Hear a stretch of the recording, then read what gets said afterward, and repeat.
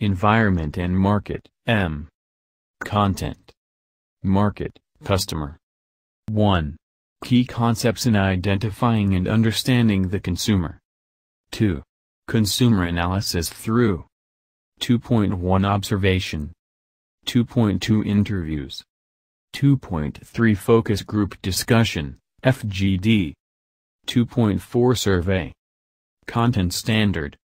The learners demonstrate an understanding of the concepts of environment and market and how they relate to the field of electronic products assembly and servicing, particularly in one's town/municipality. Performance Standard.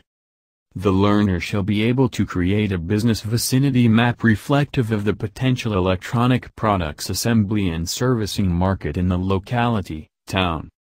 Learning Competencies. Learning Outcome 2. Recognizes the potential customer/market in electronic products assembly and servicing. Learning Outcome 2.1 Profile potential customers. 2.2 Identify the customer's needs and wants through consumer analysis. 2.3 Conduct consumer, market analysis. Code. TLE_E.M. 712-002.